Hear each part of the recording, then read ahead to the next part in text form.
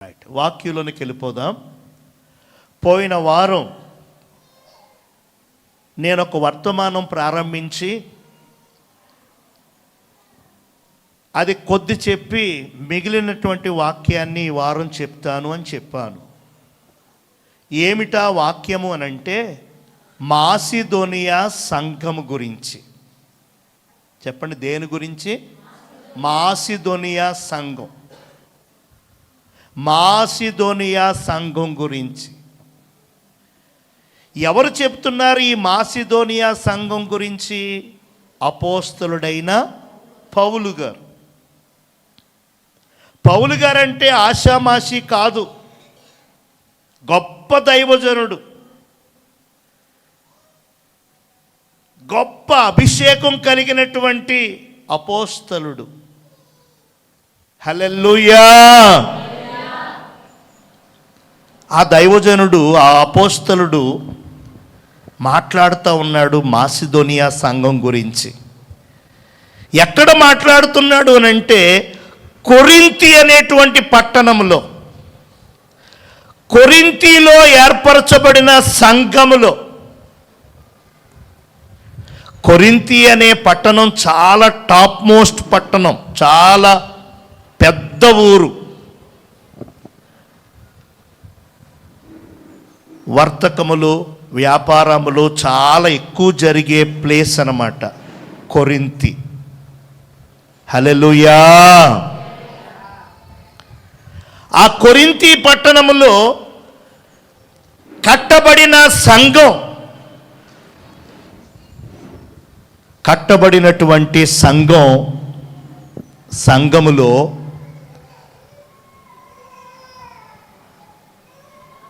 మాట్లాడుతూ ఉన్నారు ఈ విషయాలు. దేవునికి స్తోత్రం. మాసిదోనియా సంఘం పెద్ద ఏదైనా టాపా అంటే టాప్ ఏం కాదు, చాలా పేద సంఘం.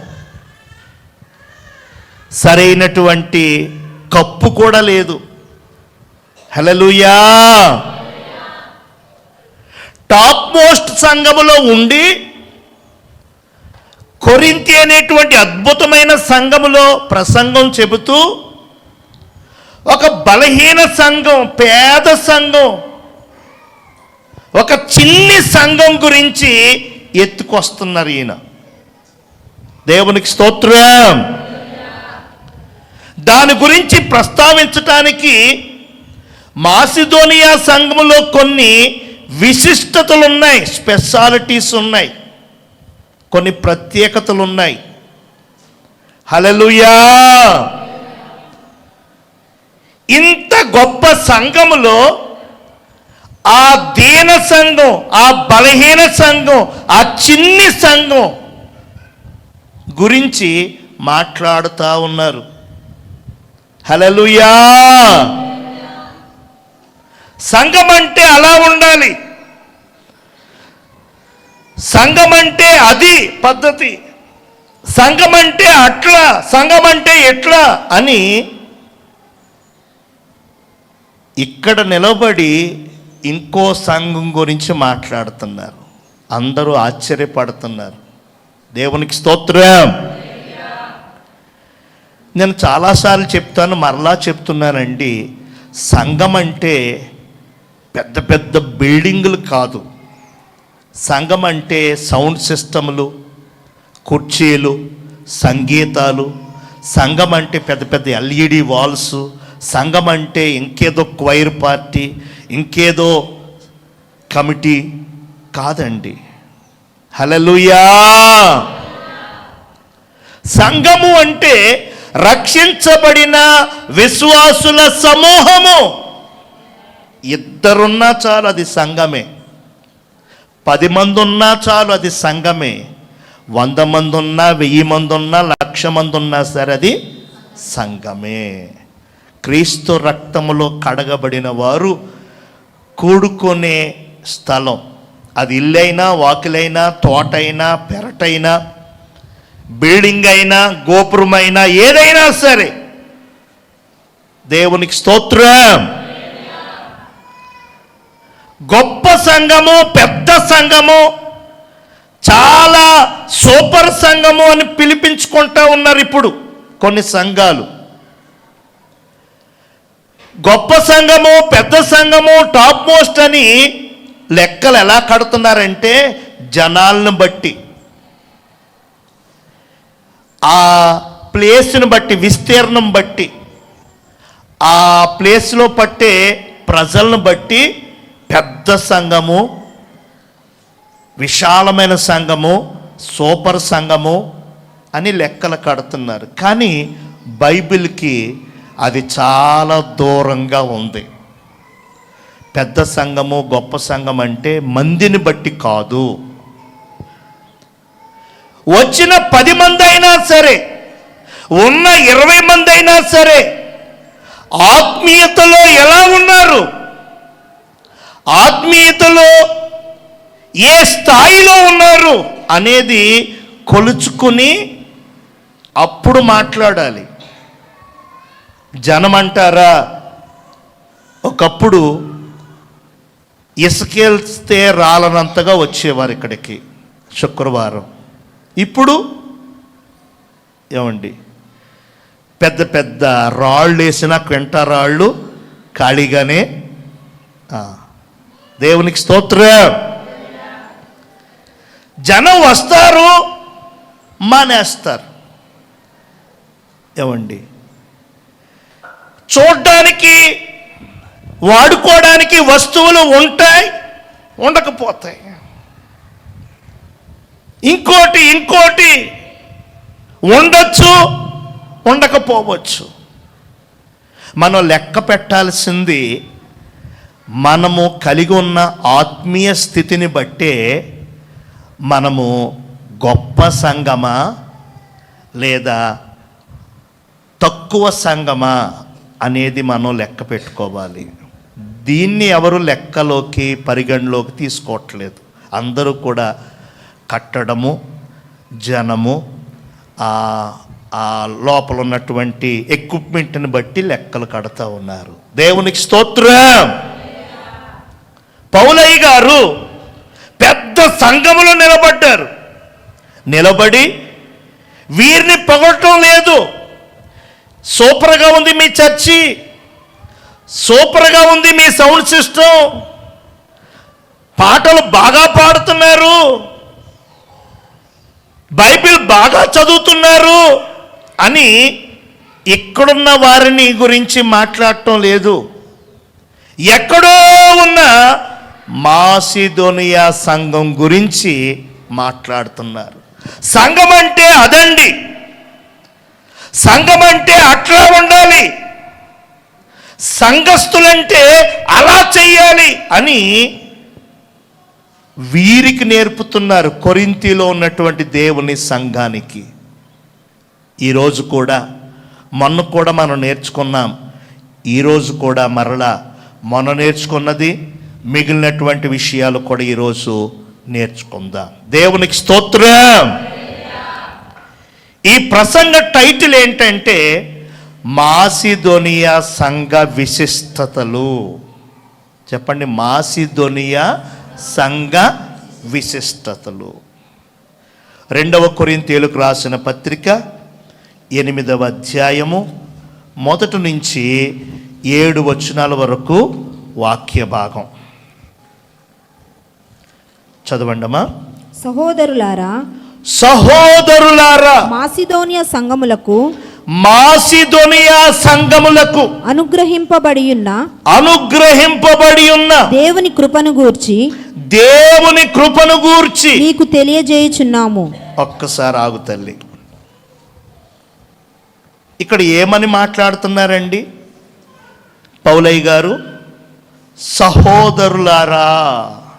చెప్పండి, ఏమంటున్నారు?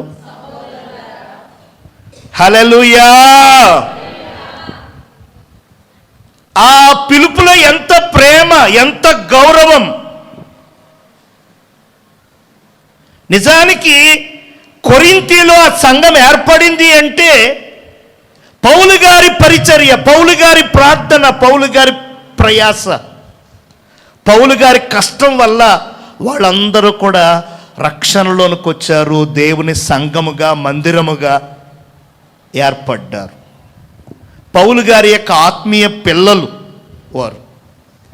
కాబట్టి ఎలాగైనా పిలవచ్చు, కానీ ఎంత గౌరవంగా, ఎంత బుద్ధిగా, ఎంత ప్రేమగా పిలుస్తున్నారో చూడండి. సహోదరులారా, దేవునికి స్తోత్రం. ఈ పిలుపు కూడా మనం కలిగి ఉండాలి. హల్లెలూయా.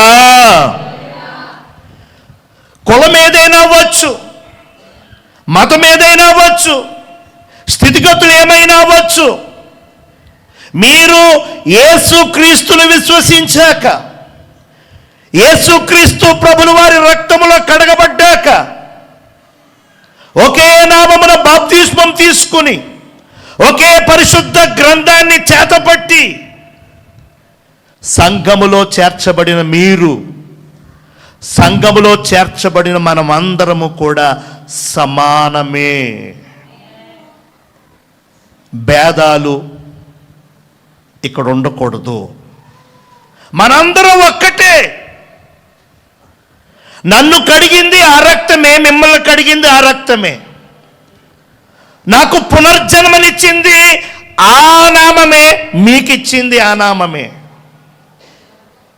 నాకు పరిశుద్ధాత్మ శక్తినిచ్చింది ఆయనే, మీకు ఆ పరిశుద్ధాత్మ శక్తినిచ్చింది ఆయనే.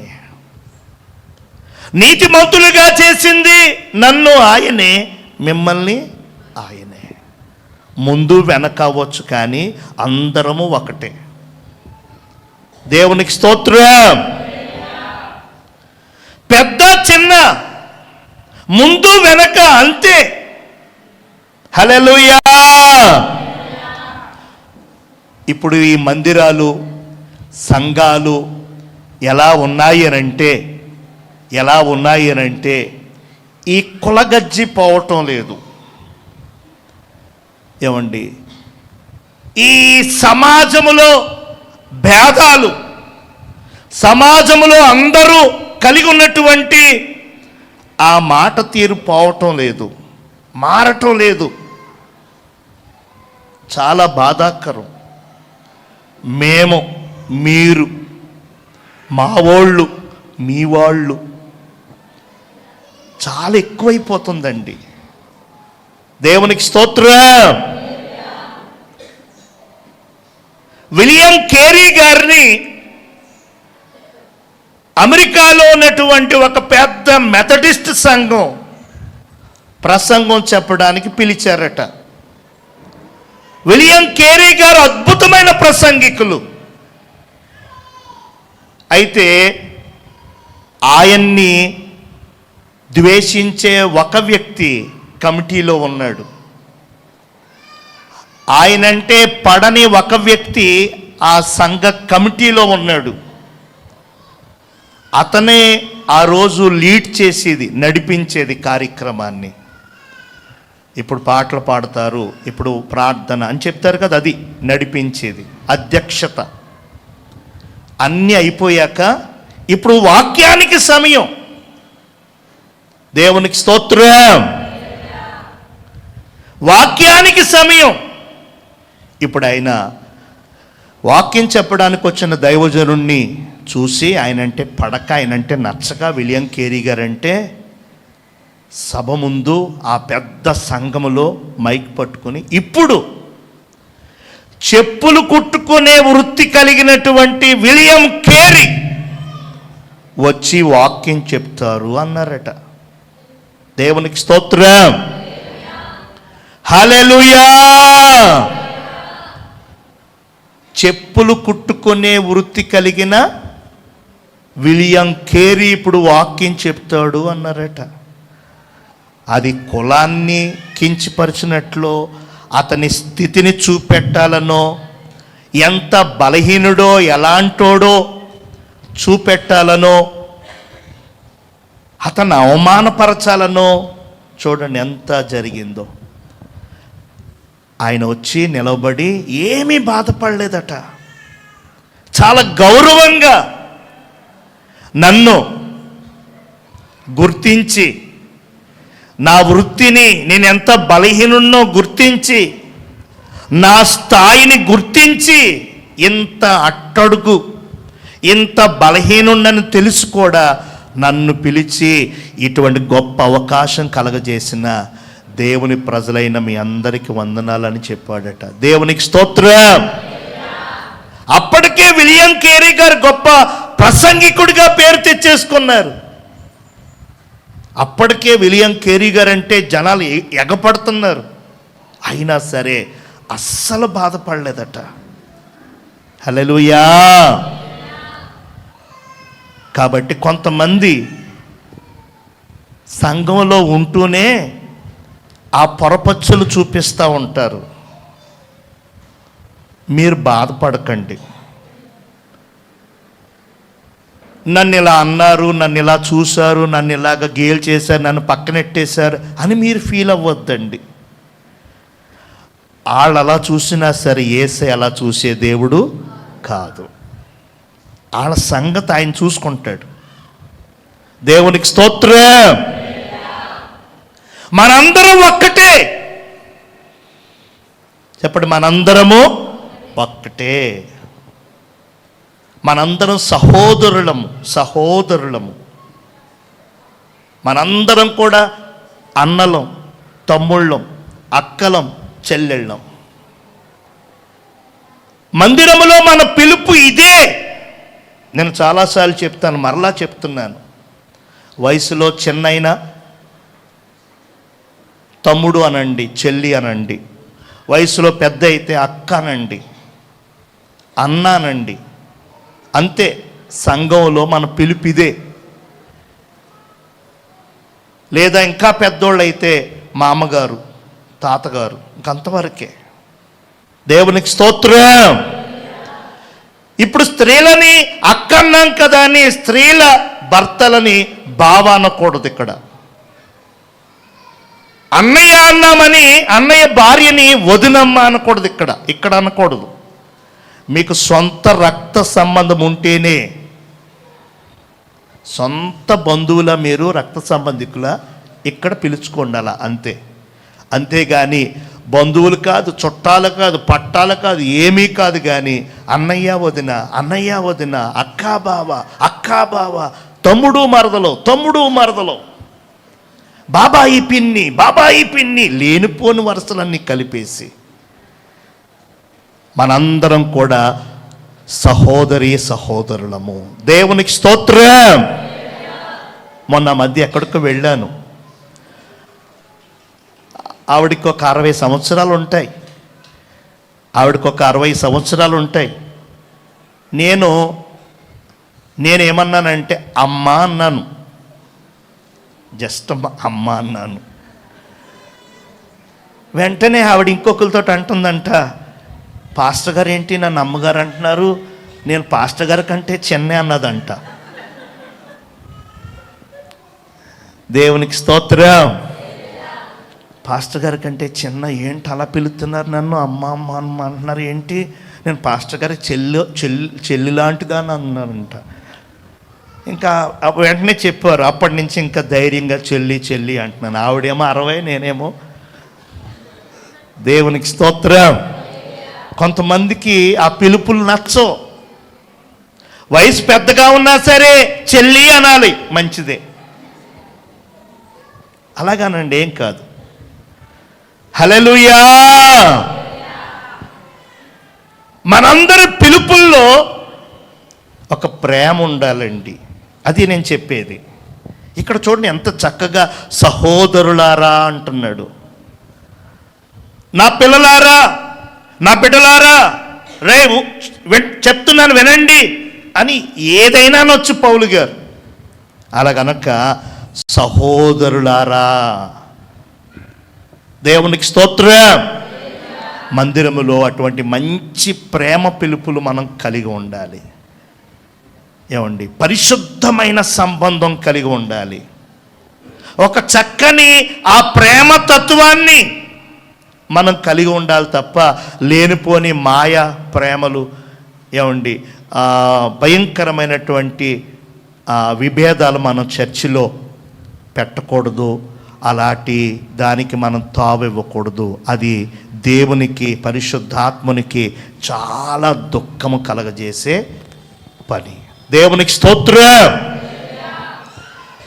ఇక్కడ ఏమని చెప్తున్నారు? పోయిన వారం చెప్పాను, మాసిదోనియా సంఘపు విశిష్టతల్లో ఒకటి, వారంట బహుశ్రమల వలన పరీక్షింపబడక అత్యధికంగా సంతోషించారట. అది మాసిదోనియా సంఘం యొక్క మొదటి విశిష్టత ఏంటంటే, శ్రమల వలన కాదు, బహుశ్రమల వలన వారికి పరీక్షలు వస్తే, శ్రమలు వస్తే, ఆ శ్రమల్లో, ఆ పరీక్షల్లో, ఆ ఒడిదుడుకుల్లో వారు సంతోషించారట. దేవునికి స్తోత్రం. ఆనందపడ్డారట. గుడి మానేయలేదు, ప్రార్థనకి దూరం అవ్వలేదు, విశ్వాసాన్ని వదులుకోలేదు. మాకింత కష్టము, మాకింత నష్టం, మాకింత శోధన, దేవుడు ఏం చేశాడు మాకు, దేవుడు మాకు ఏమిచ్చాడు అని దేవుని మీద ప్రశ్నలు వేయక, వారికి ఎన్నో శ్రమలు, అక్కడ ఉంది కదా, బహుశ్రమ వలన. చెప్పండి, మామూలు శ్రమలు వస్తేనే మనం కష్టం, వాళ్ళు బహుశ్రమలు వచ్చినా సరే వారు సంతోషించారట. దేవునికి స్తోత్రం. దానికి ఉదాహరణగా యోబు గారిని చూపించాను. యోబు ఊజు అనే దేశంలో ధనవంతుడు, దేవుని యందు భయభక్తులు కలిగిన వాడు, యథార్థవర్తనుడు, నీతిపరుడు, చెడుతనాన్ని విసర్జించిన వాడు, అరుణోదయాన లేచి మోకాళ్ళుని ప్రార్థనలు చేసేవాడు. తన పిల్లల పేరున, ఒక్కొక్కరి పేరున ఒక్కొక్క గొర్రెపోతుని ప్రతి తెల్లవారుజామున కూడా దేవునికి బలిచ్చేవాడు. ప్రతిరోజు ఇదే సిస్టం, అరుణోదయాన్న లేచి. దేవునికి స్తోత్రం. ఇంత భక్తుడు, ఇలాంటి యథార్థవర్తనుడు, ఎంత ప్రార్థనాపరుడు జీవితంలో ఎంత శ్రమ వచ్చిందో, ఎంత కష్టం వచ్చిందో మనందరికీ తెలుసు. ఒకే రోజున పిల్లలందరూ చచ్చిపోయారు, పశువులన్నిటికీ తెగులొచ్చింది, ఆహారం పండించి భద్రం చేసిన గోదాములన్నీ కూడా కాల్చేశారు. ఏదో కొద్దో గొప్ప మిగిలితే యోబు గారి బాధలో ఉన్నారు కదా, ఇదే అదునుగా చూసి కొంతమంది పడనోళ్ళు ఉంటారు కదా, ఇంట్లో వాళ్ళు బయట వాళ్ళు కలిసి ఇల్లంతా కూడా లూటీ చేసేసారు. కట్టుకున్న భార్య కూడా అనరాని మాటలనేసింది, బాబోయ్ నీకో దండం, నీ కొంపకో దండం, నీతో ఉంటే నేను కూడా చావాలి అని అనరాని మాటలనేసి తాను వెళ్ళిపోయింది. 10 మంది పిల్లల శవాలు ఒక గుట్టగా ఉంది, ఒక గుట్టగా పడిపోయి ఉన్నాయి. దేవునికి స్తోత్రం. కప్పెడతా కూడా ఎవరు లేరండి. అంత భయంకరమైన కష్టం వచ్చినప్పుడు యోబు ఏమన్నాడో తెలుసా? యెహోవా ఇచ్చాడు, యెహోవా ఆయన ఇచ్చినప్పుడు ప్రశ్నించని నేను, ఆయన తీసుకున్నప్పుడు ఎలా ప్రశ్నించగలను అన్నాడు తన స్నేహితులతో. దేవునికి స్తోత్రం. తన విశ్వాసాన్ని కనపరుచుకున్నాడు. ఈరోజు మనం కూడా ఆలోచించాలి. చిన్న చిన్న శ్రమలకే, చిన్న చిన్న ఒడిదుడుకులకే, చిన్న చిన్న కష్టాలకే, చిన్న వాక్యములో ఉంది, దేవుడు మీరు సహించగలిగినంత, మీరు భరించగలిగినంత, మీరు ఓర్వగలిగినంత, మీరు తట్టుకోగలిగినంత శ్రమ మాత్రమే ఇస్తాడు. తెలుసు ఆయనకి. మీరు ఎంత మోయగలరో, మీ వల్ల ఎంత అవుతుందో, ఎంత సాధ్యమో ఆయనకి తెలుసు. అంతవరకు ఆయన పర్మిట్ ఇస్తాడు. దేవునికి స్తోత్రం. కాబట్టి శ్రమలను చూసి, పరీక్షలను చూసి, ఆ ఇబ్బందులను చూసి మీరు దిగులు చెందకూడదు, దుఃఖపడకూడదు. విశ్వాసాన్ని, భక్తిని, ప్రార్థనా జీవితాన్ని ఏమాత్రం కూడా మీరు విడిచిపెట్టకూడదు అని పౌలయ్య గారు కొరింథీ సంఘానికి చెప్తున్నాడు. మాసిదోనియా సంఘం చేసిన పనిది. వారు బహుశ్రమల వలన పరీక్షింపబడగా వారు అత్యధికంగా బాధపడి ఏంటి ప్రయోజనం? ఏడ్చుట వలన ఏంటి ఉపకారం, ఏంటి లాభం? కొంతమంది అంటారు కడుపులోది చెప్పుకుంటే తగ్గుతుందట. తగ్గుతున్న సంగతి అలాగుంచు, కానీ మొత్తం అందరికి మాత్రం మనం అనుకుంటాం, చెల్లే తల్లే నీకే చెప్తున్నానే కడుపులో పెట్టుకో, ఎక్కడ చెప్పొద్దు అంటాం. అలాగే అంటది ఆవిడ కూడా. ఆయన కూడా ఇంకో చోటుకి వెళ్ళి నీకే చెప్తున్నాను కడుపులో పెట్టుకో, ఎవరికే. అందరు ఇదే అంటారు, మొత్తం ఊరంతా పాకిపోద్ది. నీకే చెప్తున్నానే కడుపులో పెట్టుకోమ్మా అంటారు. మనం అనుకుంటాం కడుపులో ఉన్న బాధ చెప్పుకుంటే నలుగురికి తీరుతుంది అనుకుంటాం. ఏం తీరదు. దేవునికి స్తోత్రం.